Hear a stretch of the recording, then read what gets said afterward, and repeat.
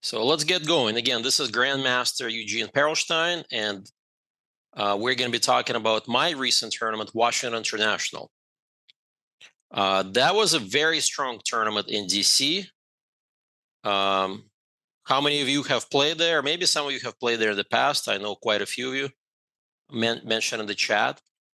And we're going to talk a little bit about lessons from my games, specifically the kind of mistakes I don't expect a grandmaster to make, yet here we are. I am quite rusty. I haven't played in a year, and in a major tournament more than that. So hopefully we can use these example games to see what we can learn from my own experience. Some of them are embarrassing. Some of them are pretty bad blunders. There are some good ones. So I've selected some of the most instructive examples. All right, let's get going. So as always, again, this is Grandmaster Eugene Perelshteyn. I ask you to answer my questions on the chat. And let's start. This is round one game. I am white. Does anyone want to guess my move to get an advantage? I actually won this game in literally 2 moves. So there's a hidden tactic here. So please let me know in the chat. Direct message if you don't want anyone else to read it.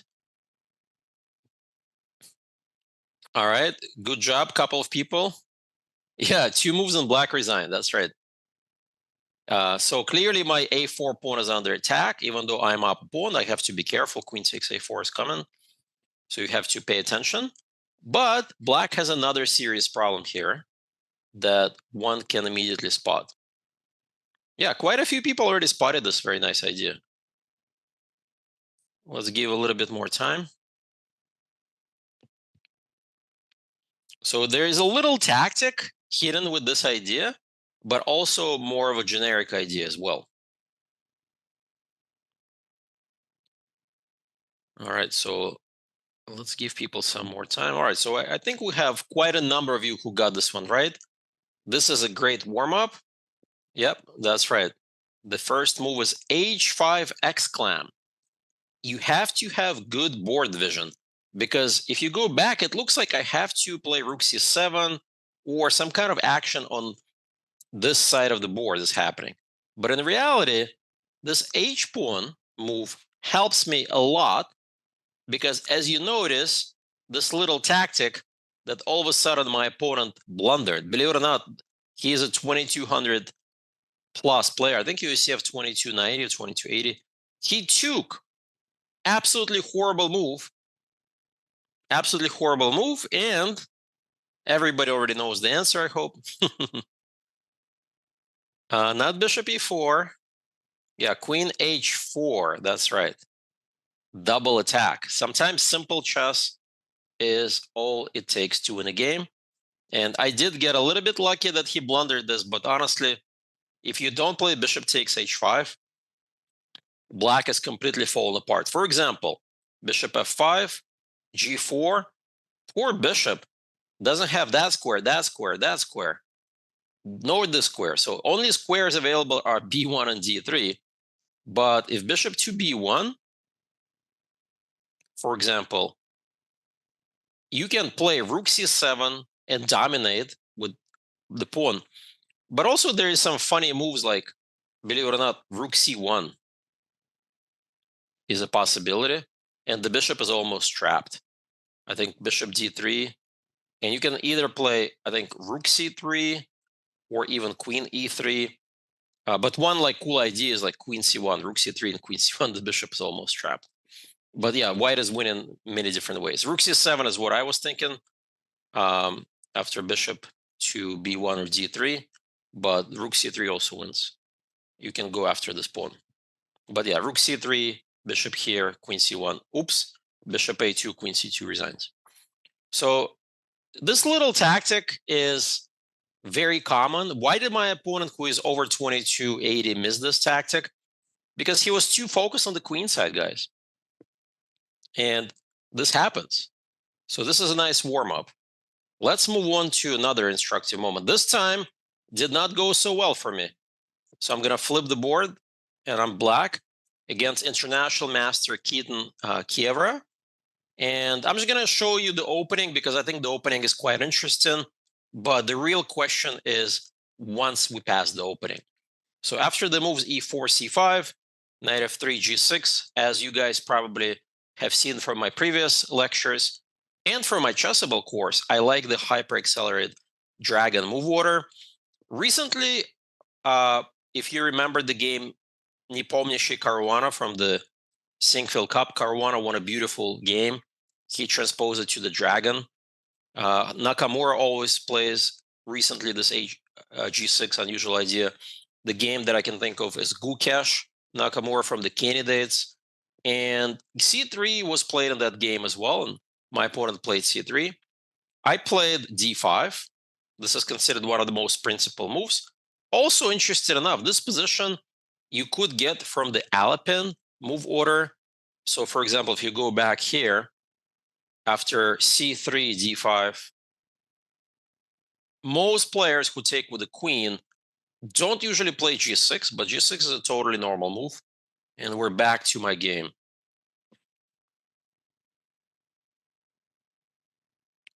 The blunder on the news stunned everyone in the tourney 2700 plus. Okay. So yeah, after this. Are you talking about my blunder? Oh, Caruana. Yeah. 27. Yeah, the blunder. Well, yeah, Nepomniachtchi does have those moments where he plays too fast. And when somebody plays too fast, you're prone to blunders. So yeah, that was a terrible game for Jan, but that happens sometimes. Bishop g7. Nepo Wesley is another blunder. Bishop e2. Bishop e2 is a rare move, I have to say. I covered mostly like knight a3, although I did cover bishop e2 as well. Basically, white has a lot of moves. Even knight bd2 is a move. Bishop e3 is a move. D takes c5 is even a move. So my opponent plays kind of like a harmless setup with idea castle. And here, the easiest way, I should just take. Here, we can develop, and then queen d6. Roughly even position. White has a weak pawn, IQP we call it. But black still needs to get the knight and the bishop out. Should be about equal. Okay, go back to the game. Now I'm being a little bit overly creative. So I figured, why take the pawn and give the knight a square? I'll play knight h6. At first, it looks like a harmless move. It's not going to hurt me. I know in some lines the knight can jump to f5. I can castle, I can take. Well, I expected him to castle. And here I get really shocked by the next move from white. I guess we can try to make it as an exercise, although it's not an easy move. Which move did my opponent play to immediately surprise me? I did not expect this move. It's considered one of the best moves if you turn the engine on. It's kind of like an exercise. It's like one move, really. It's more about an idea. It's not really a calculation exercise. Yeah, you can do private chat if you want. So I see a lot of people saying c4. c4 is not something that will shock me because that actually weakens this diagonal and I can just drop back because this d pawn is going to get weak, the b pawn is going to get weak. So it's not c4. Obviously, it's not castle. I expected castle. Bishop h6 makes no sense. It just gives up two bishops. So far, okay, Samuel, good job, Samuel, mentioned the right move. Let me see if anybody else. Knight a3, nope, not. Although this is a very typical idea, although it makes no sense if I can just take. Yeah, you can have knight b5, knight a6, knight takes, but then bishop takes a6, you don't have. You wasted a tempo on bishop e2. It's not knight b2, it's not knight e5. So far, one person got it. Yeah, you see, it's not an easy move, I guess. h4, oh my god, no. Not that crazy. h4 is a little too crazy. All right, I guess most people have tried. So only one person got it. Okay, two people got it. Okay, I see at least two people. Okay, so the move here that shocked me was queen b3. Completely unexpected move. And it's a very powerful idea. How many have seen this idea to offer the queen trade and take with the a pawn like this? A lot of surprises there in the chat. All right, some have seen it. You thought of it in a similar position. Good. London. Oh, well, London system is slightly different. The queens on b3 and b6 and the center locked. So the point here is to invite this endgame. I did not like this endgame at all. Let's say takes, knight takes. If bishop takes h6. And look at this. This bishop on d4 has to go. And it's not clear where I should put that bishop. In the meantime, there is this massive pressure and a very unpleasant endgame. It turns out that these three pawns are superb against any kind of counter by black. Yeah, both of my rooks are terrible. So I can't do this. Well, if I don't take the pawn on d4, he's constantly threatening to take, and knight d7 will lock my bishop up. Knight s6 looks kind of silly. I actually don't have a good move. I was thinking maybe knight f5, but then I'm just a big pawn down. He's going to play b4, and we have a very funky structure, like a ladder, but I'm just much worse. So this is not good. So I went into a pretty deep think. The engine thinks bishop e6 is best move initially. I didn't like queen d6, which is the actual move because to protect the pawn, because I didn't like knight a3. And this, if I play here, I'm even walking into knight c4. Oops, and knight b6. So I ended up playing what I think is not a bad move after like 20, 25 minutes of thinking. Queen d8. Queen d8 is not the first move that comes to your mind.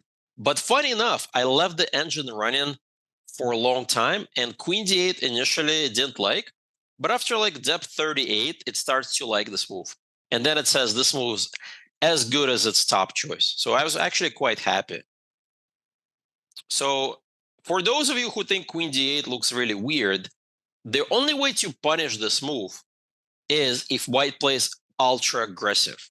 But the funny part is my opponent chose a very solid opening, right? The c3 setup. And this queen b3 also kind of like a solid endgame idea. So it's psychologically very hard for white to play hyper aggressive chess, which is the free pawn, quote unquote. And after, let's say, castles, yes, he's got an extra pawn, but I've got tempi coming up. If bishop e3, you're going to get hit by knight f5.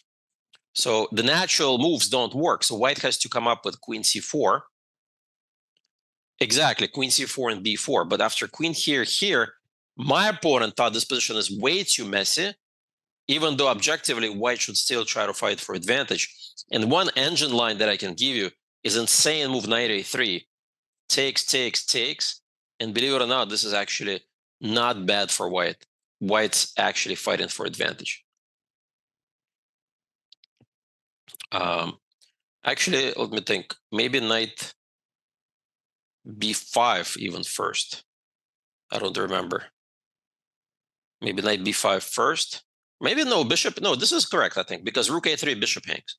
Yeah, this is what the engine says, absolutely very good for white by like, I don't remember, like 0.5 or more. But yeah, that's not very human. The human move here is bishop f4, I think. Tempo move on the queen, e5. And now another interesting decision, not bishop g3, because it's going to walk into knight f5, knight takes, but bishop takes h6 and play this position, queen here and knight here. Very complicated position. Okay, that's not the story of this game. This is much more complex. The story of this game is the following. My opponent doesn't want to go into complications. He plays a really strange move, bishop c4. Well, when you spend an extra tempo by moving the same piece twice in the opening, it's not even with the idea to win the pawn because I will castle. He better have a good follow-up. Okay? He better have a good follow-up, and his follow-up was knight e5. He thought that if I take on e5, he takes on h6, he's got this nice tempo, but obviously he underestimated e6.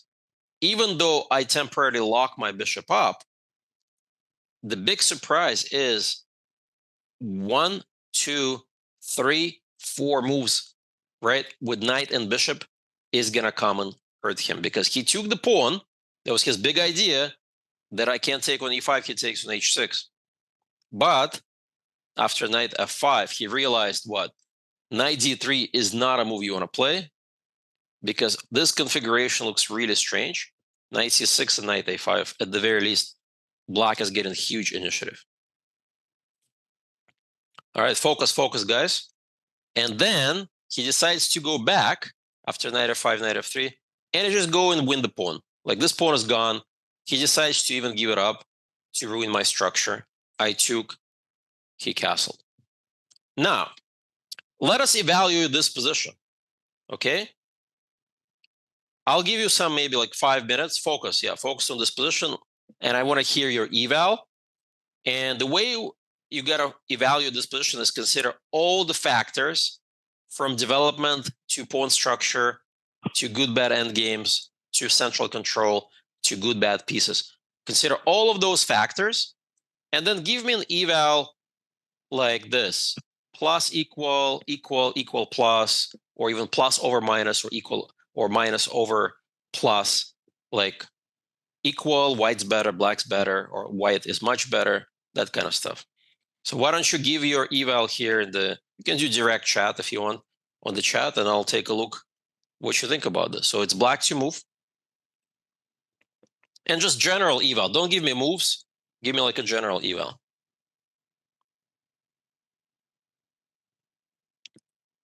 Do we have to explain just very little, maybe like one sentence, why you think it's like this?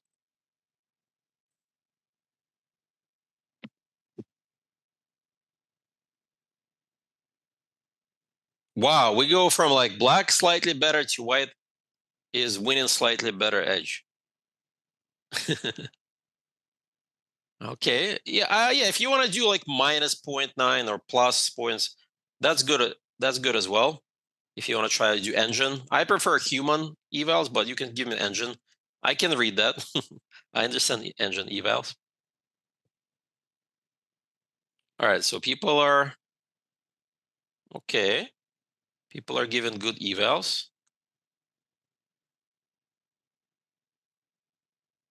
Mm-hmm.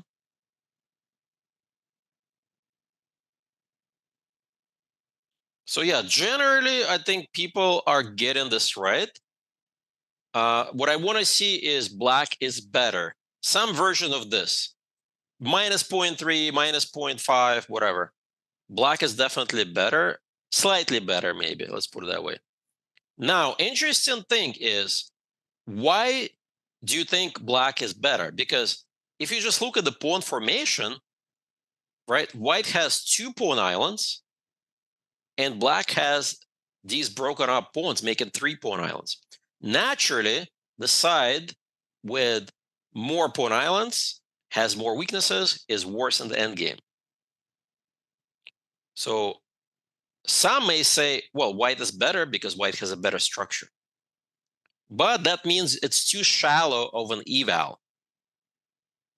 You have to look at other factors, okay, such as development. It's black's turn, and black's pieces are coming in. I can throw in rook b8. I can play it here. Okay, I can get a couple of tempi and get my queen out. I'm going to play c5, get the bishop out, right, easily. My 2 bishops are going to be monsters. But I think the real problem in this position is control over the center. This is the key answer to all our questions. This e6 pawn is virtually an extra central pawn. The c and the a pawns were really far away from the endgame, are easily holding c3, b2, a2. White has this big extra pawn in the center. Therefore, it's going to give us more control over the central squares. Therefore, our pieces have more room and a little bit more space to work with. So I did lose this game, but not because of this eval, because of a really stupid blunder that's coming up shortly. But I want us to understand why black is better. Okay, so many moves give you that advantage that black is better. I chose the most normal, queen c7. You can start rook b8. My opponent played knight bd2. I threw in rook b8 because why not? Half open file. Now you can play c5. You can play knight b6. Probably many good moves for black. I played c5. Why did I play c5? I want to get long diagonal to my bishop. Big blunders coming up. That's right. Pay attention. Rook e1. Okay, just a normal move. I played knight b6 to hit the bishop. Bishop f1, normal move. I played bishop b7. Black is doing great. He played knight here.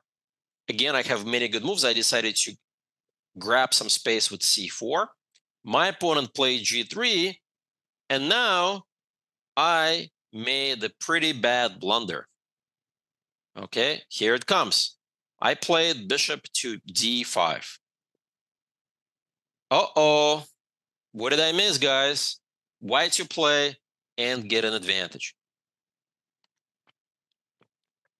Not a winning advantage, but just an advantage. All right, a lot of you getting this right, but you got to calculate.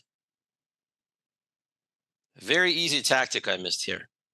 Yeah, give me the full line. Don't miss just one move.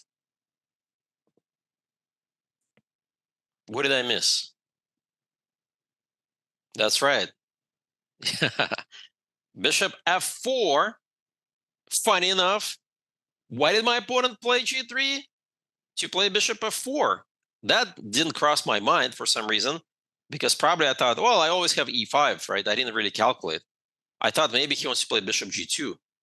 But to my great surprise and shock, he also initially didn't think much of bishop f4, but he realized after e5, there's a major problem here, guys. Knight takes e5 is game over almost. The whole point is this little follow-up. Oopsies, and black resigns. Okay, that's fine. Now, how did this blunder come about?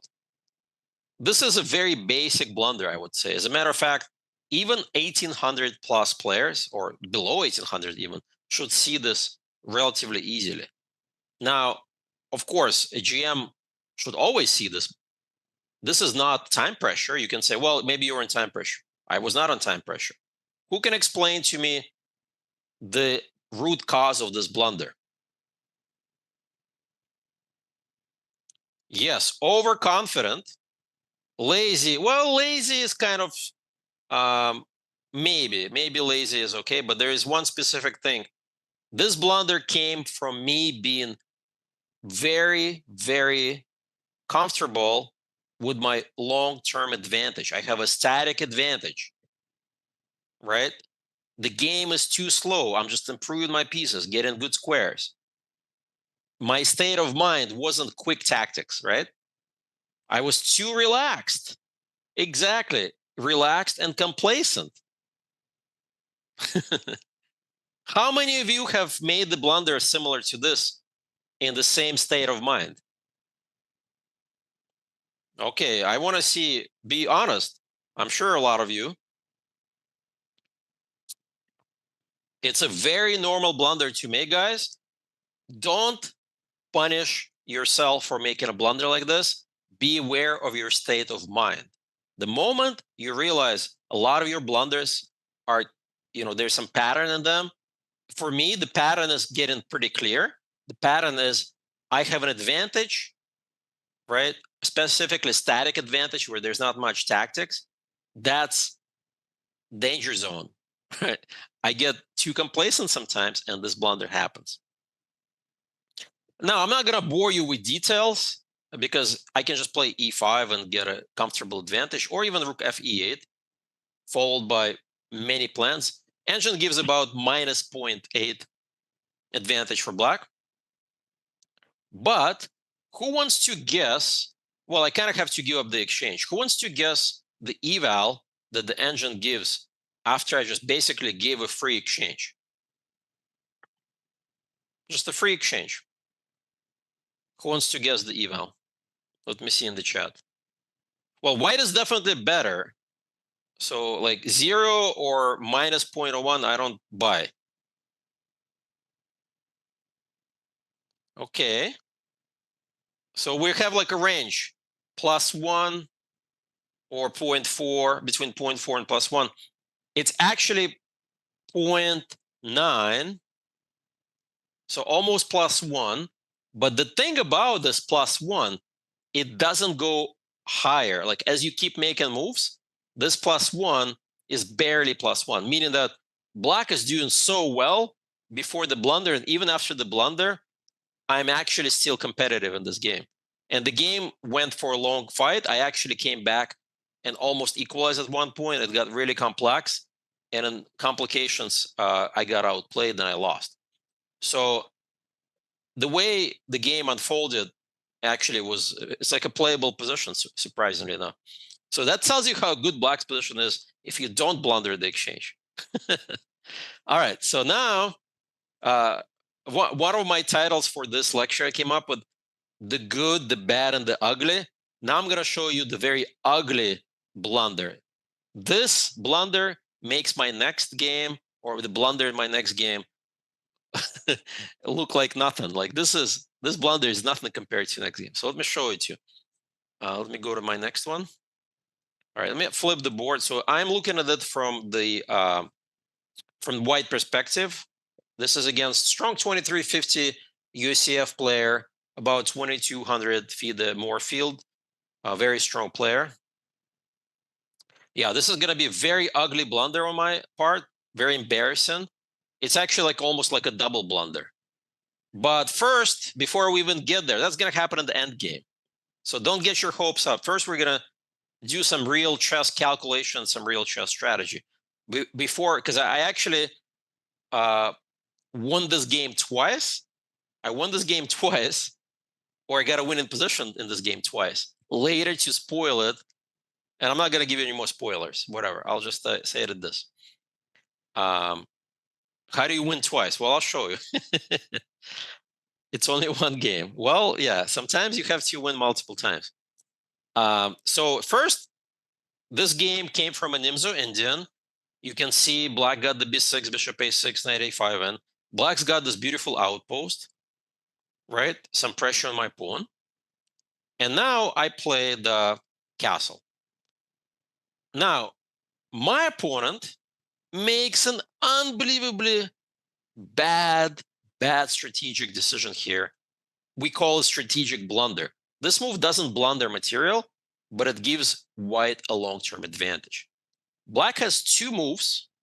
One move that my opponent played that is absolutely horrible from a strategic point perspective. The other move that I expected during the game. All right, so first of all, I'm not going to ask you to give me what my opponent played, because that's not a good move. But tell me the best move for black that I anticipated in this position.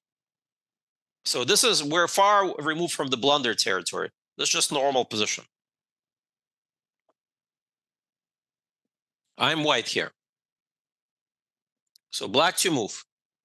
What move would I expect from my opponent here?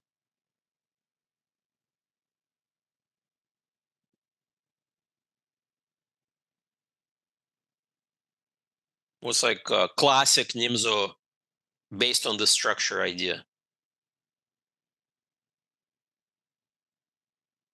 Wow, a lot of you are giving me the move that my opponent played, which is absolutely horrible.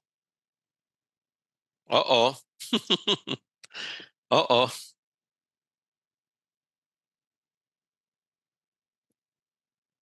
The move looks like a typical move, by the way. Well, let's put it that way. Let's make it a vote.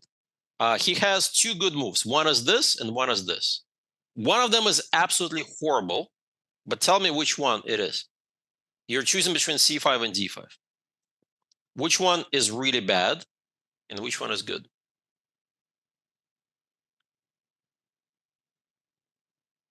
All right.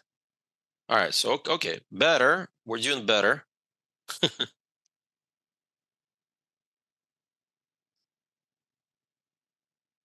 All right. So I think people are realizing what's good, what's bad at this point. So he played a very bad move. He played c5. Who can tell me why I was shocked by this move? Yeah, exactly. He just gives me free bishop like this, and he takes away these two guys from the game. He's basically playing down a piece or two for what? Maybe he blundered. Maybe he anticipated he has this move with a double attack on this pawn and on the pawn here, but he just missed 95. I'm guessing. I didn't ask him. I'm guessing he must have missed something like this. Now, the move that I expected is this. Very simple idea to get rid of the light square bishop and have this beautiful blockade. But it does require a little calculation because the d5 pawn hangs. Okay, and now a simple move here. I calculated this during the game. I wasn't sure what to do, but I evaluated this as roughly equal. At the very least, I have this. Just get rid of my terrible bishop, activate my knight. Okay, maybe playable, but objectively about even. So I saw this. Okay, maybe we'll play an equal position, I thought. Now, to my surprise, c5, d5, based on what we know, right, from the previous game, I have a very comfortable long-term advantage. Isn't this the exact mirror image? And the funny part is similar thing happened, except I missed a very easy win in this game, and I messed up and got my opponent, gave my opponent rather comfortable counterplay. So he goes here.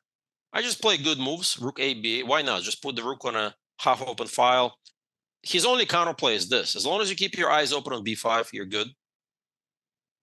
Oh, this GM is overrated.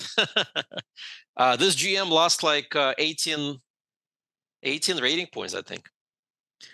I played bishop a1. Very logical move. He played h6. And now I actually, where's the blunder? Well, I missed the win. Let's put it that way. It's coming up. I missed the win.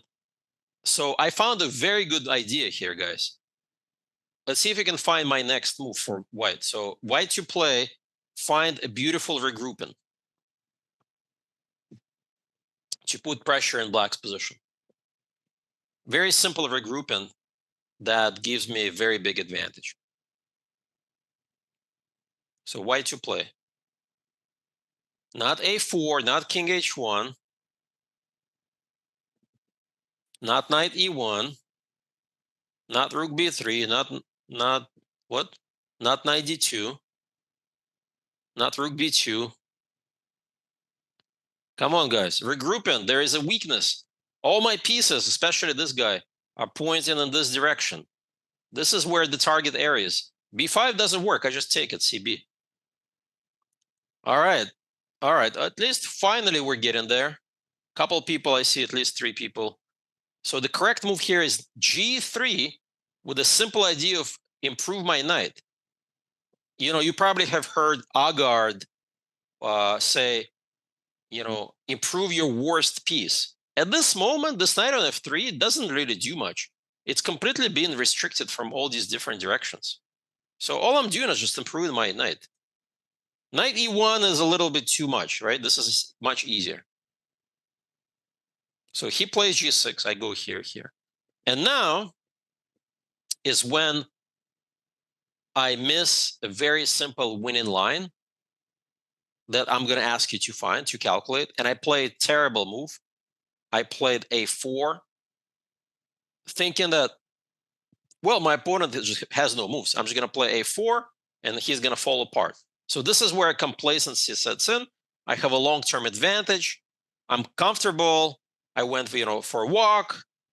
I thought for a long time in the opening. I got an advantage. And then my mind naturally wants to relax and enjoy this big advantage. Right? So it's a blunder in a sense that when you miss a clear win, like if I play my next move, a4, I actually give my opponent excellent counterplay, and I saw it. I saw his idea. I'm going to ask you to find it. And the game is completely unclear, maybe around equal. But I miss a very, very easy win. Spectacular win, let's put it away. Tal-like win. After this move and the sequence, 3 moves later, he will resign. So white to play and win. Okay, let's go. Look for spectacular wins. Spectacular moves, guys. Okay, you're thinking in the right direction, but give me the full line. Let's see if your intuition is working. There's a simpler first move, guys. Simpler, much simpler first move. You're focused too much on a different idea. Spectacular first move, let's put it that way. The move is gonna shock your opponent so bad he's gonna fall from his chair. All right. I see at least one person. 2 people got this one move. Yep, good job for those who got it. I see a lot of people are focusing on knight takes g6, knight takes f5. Knight takes g6 actually wins as well, but it's not as clean. It's still winning, but it's not as clean as the other move because you invite the king a little bit closer. Yes, rook takes f5 double exclam. Oops, I completely missed this move. And the funny part is queen's under attack, knight's under attack, and after this he just resigns. This rook is rook f1 g4. Game over. Knight g6 also wins. I did check this with an engine, but the funny part is you have to calculate king f5 and rook f5. You're still winning, of course, but now the king is much closer to the rook. Knight takes f5, does it win as well? I don't remember it being in the top 2. I would say no, but I would have to check with an engine because it looks kind of messy. It looks a little bit, because he doesn't have to take twice, right? Maybe you can find how can he defend against this.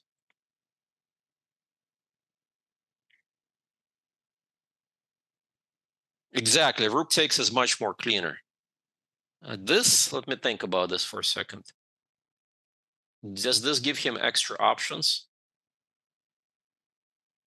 GF is logical. And now, right, obviously this is just pure transposition, but maybe there is a move here that he has. Rook e8. Yeah, if rook e8, rook takes f8, at least you get back the material. Rook f, e8 maybe. Then rook f4. Bishop takes e4, rook takes f8, and bishop takes e4. Do you have bishop takes d3 intermezzo? Bishop takes e4, rook takes f8, bishop takes d3. Maybe bishop takes e4, bishop takes e4, bishop takes e4. Yeah, if rook f e8, rook f4. I don't see clear defense. And then bishop takes e4. And if bishop takes e4, I don't see any defense. Yeah, the problem with this line is rook f4, there's this. Right, this is just crushing. And if you start with this, I thought you just take on e4. Okay, maybe this also wins. Maybe it just wins too. Maybe not as big advantage. But yeah, this is the easy win because there's absolutely no moves. Queen's under attack. Any queen move I take here, and this is just resigns.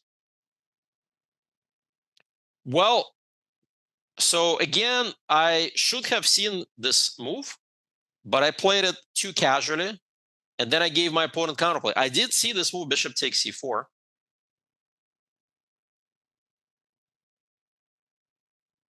Takes, and after knight d2, I have to win this game all over again because now he's getting counterplay. I played here, he took. I should have taken with the rook. I mean, sorry, with the king. I took with the rook.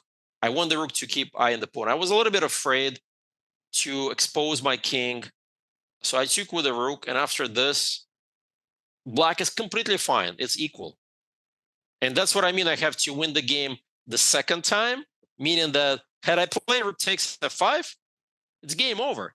Now it's anybody's game. All right, so now let me speed up. At this point, we're going to go through a lot of complexity really fast. I want to get to the critical moment where the real blunders start happening on my end. So now we're going to get into time pressure. So I'm going to go super fast here to get into this end game. All right, so we got into this end game. He played b4. What is your eval, guys, in this end game? Which side would you rather take in a practical game? So give me an eval and give me the side you take in a practical game, because we're approaching time pressure now. I'm just curious to see your eval and which side would you take in a practical game.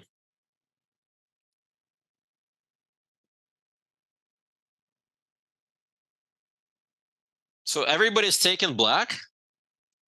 Yeah, practical game.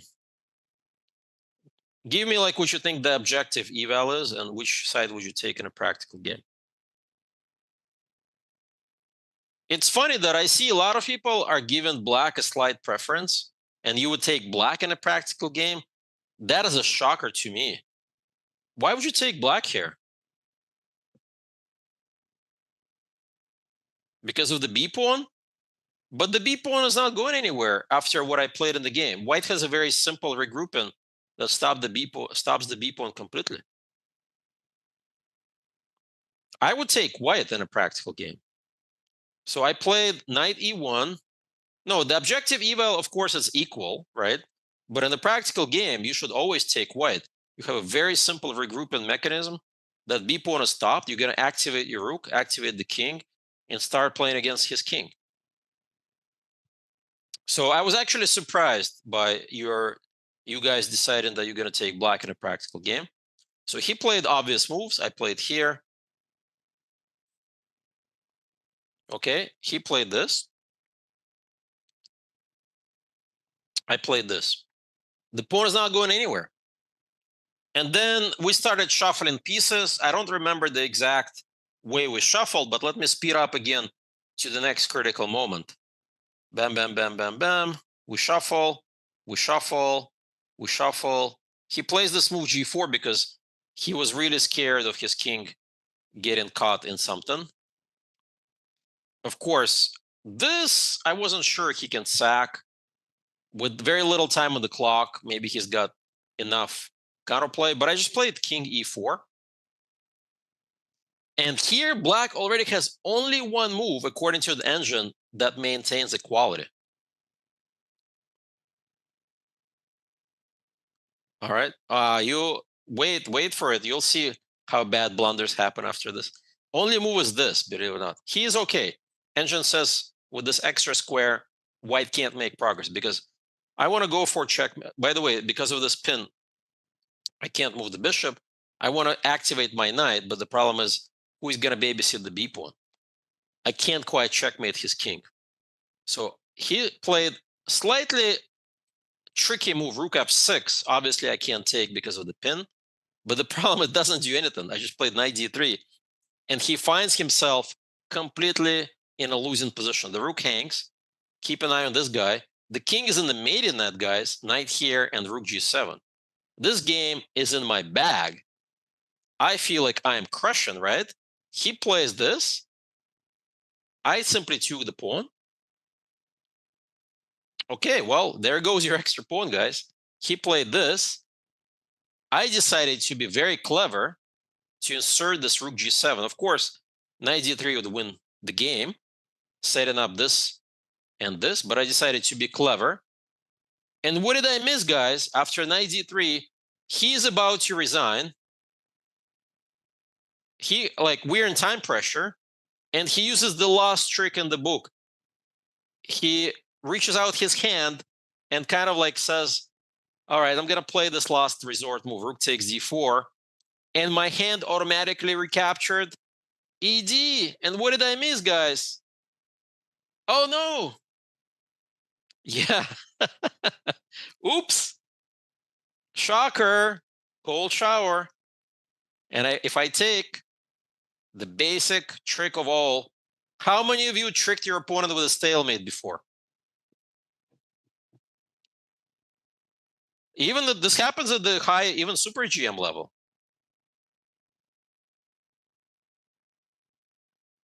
But you think this game, we're not done with this game. You think this is it? It gets worse. It gets worse than this, guys. Um, of course, I should just take with the king, right? I saw this move afterwards, but there's no checks. If this, I just take with mate. Okay, he takes, and I just queen my e pawn. Very relatively easy conversion. Still, he's gonna try to reroute the rook, right? And then he's gonna push his pawns. But in time pressure, there's always chances. But I went completely crazy. I started hallucinating. I started thinking, if I make a run with my king, can I hide? Can I hide? Can he, like, I trick him? And I was looking at I couldn't see how to get out. I played king d5, and second shocker, oops, my knight was hanging. And now I find myself fighting for a draw.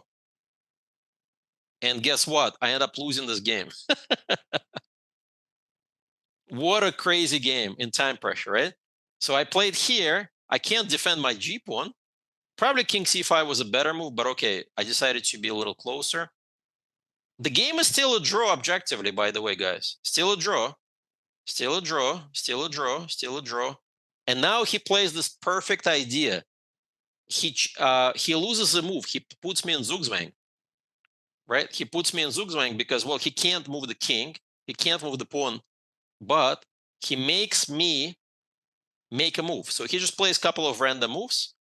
And now there's only one move for white that makes a draw. Let's see if you can find this move. Very difficult, study-like move. I don't know, I have a couple of minutes left, maybe 2-3 minutes. There's 30-second increment as well. But of course, I'm shell-shocked from what happened earlier. I'm fighting for a draw, fighting for my life. And of course, I mess up and lose the game. Okay, let's see if you can find the idea. Give me the more than just one move. What's the idea? Should have taken the draw. Well, you learn your lessons, right, guys? Should have taken the draw. All right. Now white to play. Yeah, a couple of you already found this idea. Very good. Good job, guys. Only one move. It's like a study. Let's give you are right. It's rook e7. Unbelievably strong idea. And the point is rook e1. Bam. Threatened mate. And if he takes. So I have to insert this check. And we just make a draw. Oh, well. Seems obvious. Well, maybe it looks obvious to you, but I did not see rook e1 concept at all because I was so focused on trying to put pressure on the pawns. Yep. So twice I won this game. I missed this rook takes f5, easy win. Then I outplayed him in this end game. And then I relaxed and thought, okay, he's just resigning, next game, right? Your mindset already stopped thinking. And that's when you get hit the worst. So to me, this is one of the worst blunders in chess. How many of you have made the similar blunder in the winning position? Okay, most of you. Never. Okay, I like that answer. Never.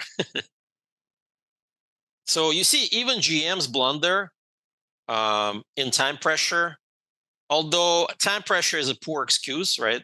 Because, like, obviously, if I have even 1 second, I should see this rook e3 tactic, stalemate tactic, easy concept.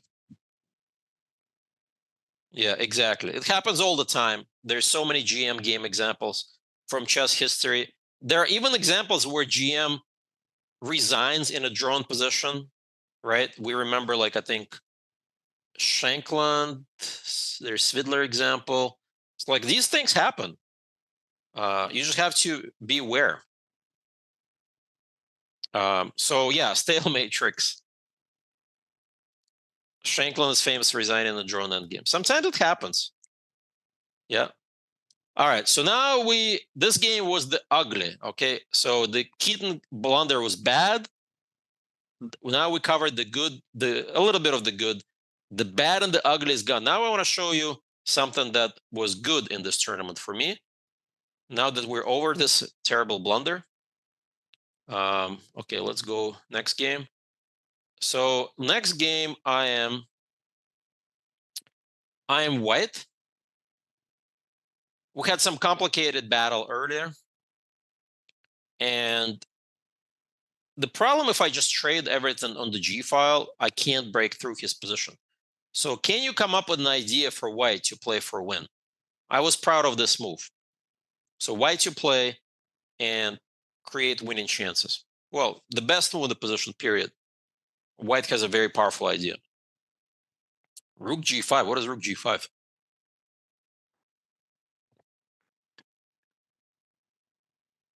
Queen A3. What are you guys' suggestion?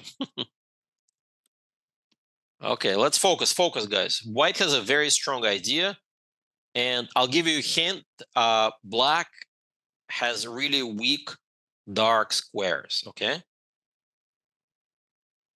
Okay. I think a couple of people are getting the idea, at least one person I saw. All right. So let's give you a little bit more time, guys, to think about, can you take advantage of black's weak dark squares? How can white do this?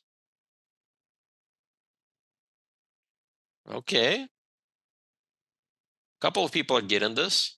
Yeah, I think most of you are seeing this. Beautiful move. Knight d6.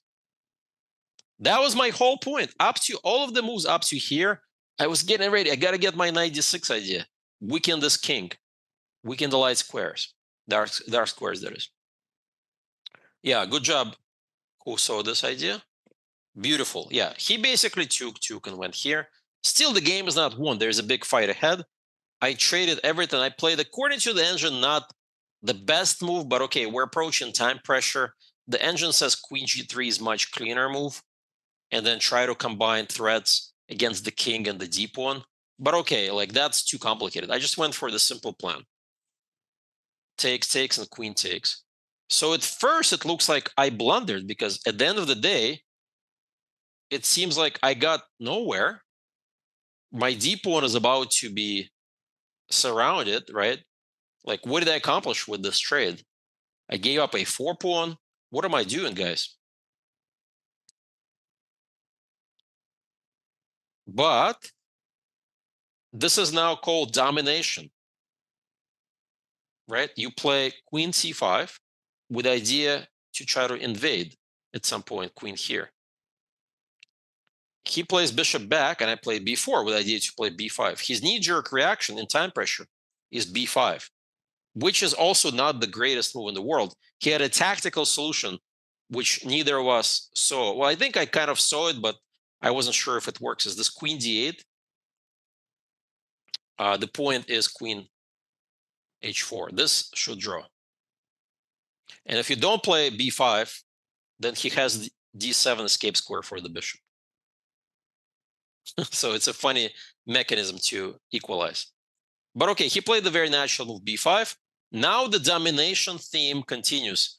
I'm going to put my opponent in Zugzwang, and he's going to run out of moves. That's what Zugzwang means. I played here because initially I was thinking, well, I got to invade, but tactically it doesn't work if I take my f-pawn hangs. So I got to activate the king. So stage one, or part one of my plan, is king g3. He inserts this useless check, king f2, king e3. He waits, I invade.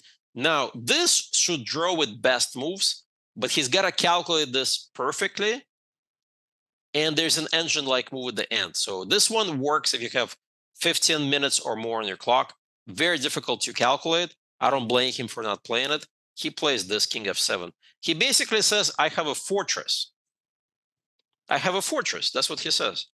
And my job is to break this fortress. And eventually I do. Queen b8, king here, here. Maybe I don't play the perfect moves according to the engine, but good enough. Here, he just waits. He waits. He waits. He waits. And the door is shut. He has no moves because king f6 is queen f8 mate. And the problem for him, he can never trade the queens. And the big idea I had was this bishop e8 trick with the queen on c7. So like here, if he puts the king on g7, This was my big idea. Bishop e8. So Zugzwang. Well, let me show you how the game finished. He tried this e5 trick. I simply took everything, check intermezzo. And now the simplest way is to run with my king towards his queen side. So I just played king here, check, check, check, check. He ran out of checks. If king here, if queen there, I just run to b8. And after this, he just resigned. Yeah, so there are some good parts in this tournament for me as well. And one more, while we have time, one more, same theme. We have what it looks like a basic, it looks like a basic fortress. All right, focus, guys. We have a couple more minutes here, 3 minutes. How many points? I ended up, I think, 5. I drew, they get 5.5. I drew Alice Lee last round. So I think I got 5.5. So focus, guys, on this one. All right, so it looks like a fortress, yet I was able to break this fortress. Oh yeah, Alice played incredible this tournament. She was my highest rated opponent. She's like 2480, I think, USCF. I was black, yeah, last round. We both played like 95% accuracy according to the Lichess engine, so no big mistakes. It was a big fight. I sacked my queen. But okay, let's focus here. Focus on the game. It looks like this is just a dead draw. This is unbreakable fortress, right? He's going to go back and forth. Well, check it out how I was able to activate my king. First, I regroup here. So the key is I need to get this bishop, and I need to get his king locked here. My bishop's going to go maybe here or here. And then my king's going to walk all the way around right here. And then bishop c6, and I break the fortress. Okay, and that's what happened. I went here, here. He just kind of does waits. This is against an IM, Michael Lee. And look at this, guys. He doesn't see the danger yet. He doesn't see the danger before it's too late. Now he realized, uh-oh, king c5 and the d pawn runs. But the problem is, who cares about the g3 pawn, right, guys? I said, please take the pawn. He has no moves. I'm just going to run with my d pawn. And that's it. It's now pretty much one-sided game. But the finish is beautiful. I want you to find this beautiful idea. He gives this check, king there, here, here. I played check. All right, so white to play and win, guys. What idea did my opponent miss? And I'll give you a hint, checkmate. Look for a checkmate.